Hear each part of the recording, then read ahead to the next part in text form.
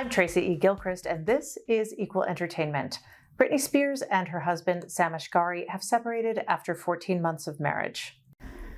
Entertainment Tonight says the breakup happened after they had a, quote, major blow-up. But no official reason has been confirmed.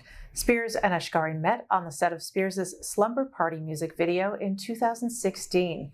The pop star and the personal trainer and model got married in June of last year.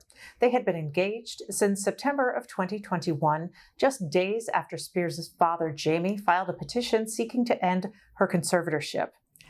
It gave Spears' father control over her estate. The conservatorship ended in November of 2021. This was Spears' third marriage. Barbie keeps smashing records. It's now the biggest Warner Brothers movie of all time, just 1 month into its release. The movie about the world-famous doll has made $537.4 million at the U.S. box office since its July 21st opening. That beats Dark Knight as the highest-grossing film for the studio. Barbie has made more than $1.2 billion globally, making Greta Gerwig the highest-grossing woman movie director in history. LaNisa Frederick and Danielle Pinnock are saying enough is enough to Hollywood's powers that be for disenfranchising Hollywood's workforce.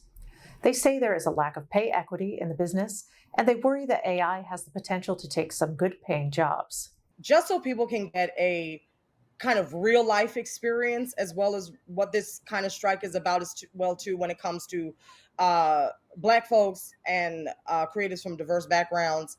I was on a very popular series. I was making $1,500 every time I showed up to that set, right? It didn't matter if I did a day of work or a week of work. $1,500, that was the coin that I was making, right? And anytime I did an episode, taxes obviously will come out. So then we knock that down to $1,000. My agent would get 10%, my manager would get 10%. And so they're getting 10% of the $1,500. $300 is now gone. So anytime I showed up to that set, doing my own hair, doing my own makeup, coming in with my own clothing, I'm getting $700. And I'm coming from theater. So this is 17 plus years of theater where I'm living, right? I'm like, oh, I must be making money, but I have bills. My apartment in LA at the time, I called it the murder capital because people were just getting held at gunpoint by the mailbox all the time. I was paying $2,000 for that apartment, and it was a 1-bedroom, right? I had caregiving duties for my mother, right? So I had all of these expenses, and that's $700. And I know when that $700 is coming back again, I had to make that stretch. Now, one day I show up on set, and I'm in my trailer, and somebody else's contract ended in mine. It was a white male actor. The actor had no credentials. This is their first project, right? They are working one day. No, I'm Googling them. Not even like an improv class. Right. Just coming onto set, being fabulous and white. Okay. And here I am with a master's program degree from the UK, first class honors, top of my class, studying with Anna Devere Smith, performing at the Kennedy Center off Broadway. And I'm getting the $700. And do you understand that this man, when I opened that folder, was making $10,000 for one day of work. And I had been on that series for multiple years. Yeah.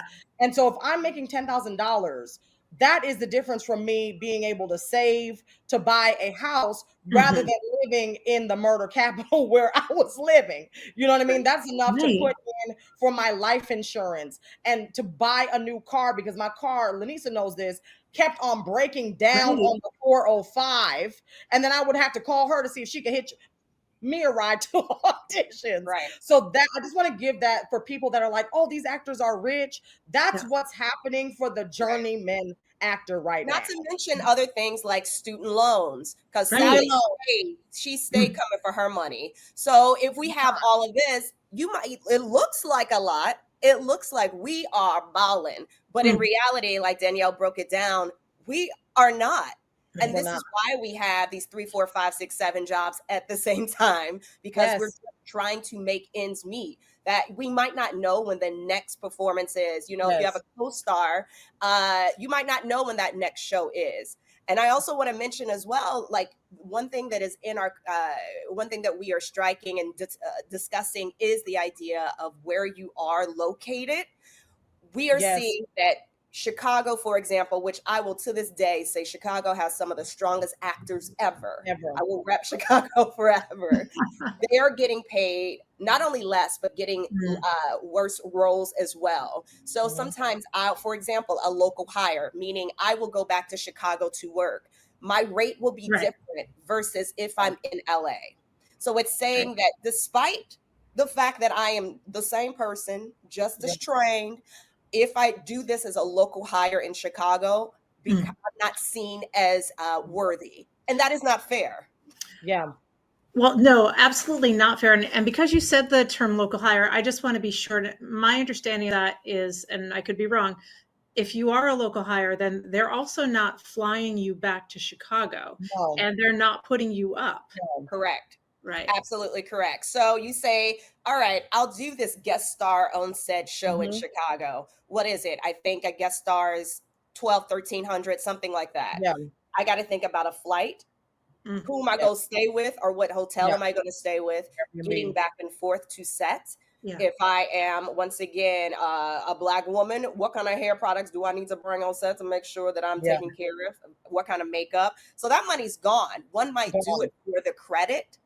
And that's a great thing. It's like, great. Well, at least I got a guest star there. I've done a few local hires where I said, well, I got a guest star out of it. Did I bank any money? Absolutely not. Absolutely not.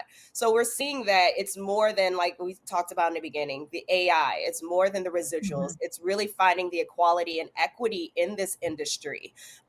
Because for too long, certain people got to play and certain people just stayed at the bottom. And now we're sick and tired of being sick and tired. To protect our likeness. So for instance, say you see a movie starring Angela Bassett, right? We love her. And now imagine a scene in this movie that takes place in a coffee shop and it's filled with people, right? And the coffee shop barista comes up to finance Angela and is like, ma'am, would you like some coffee? Now, what the execs are trying to do is to take the likeness of the background actors. The actors are just coming in for the one line, and they want to copy and paste them into other scenes and not have to pay their daily rate. Now, this is the thing for me. You can't copy and paste me, bitch. I am not Kinko's. All right. So that's another reason why we are striking, because that's terrifying. Do you know what I mean? And so, yes, we're doing the merge, but this is the reason behind the merge. For writers, especially, execs want to use Chat ABC or whatever it's called to literally put it in a couple of prompts to write entire film and TV scripts. And then what they'll do is have the writers come in to do punch-ups. You have to pay people. First of all, these AI does not have childhood trauma. Exactly. You know what I mean? These are the things that build character. AI does not have personality. AI cannot do wigs and jumbo braids. AI doesn't have the sheer experience and genius that we have as performers. And our struggle is a part of that. Do you know what I mean? That's what we're bringing when we're playing these characters. Do you know what I mean? AI does not have that. And so AI doesn't have Meisner training. AI doesn't have training. Do you know what I mean? And that's the thing. It's like, you cannot wash us. You cannot erase us. You cannot copy and paste us. We are not Kinko's. Exactly. Okay? I scream, you scream, we all scream for Snoop Dogg's ice cream. Yes, it's happening. Snoop is launching a new line of the frozen dessert, and it's called Dr. Bombay after Snoop Dogg's NFT character. The line has 7 flavors, including bonus track brownie, iced out orange cream, rollin' in the dough, and s'more vibes. The ice cream is available at Walmart stores for $5.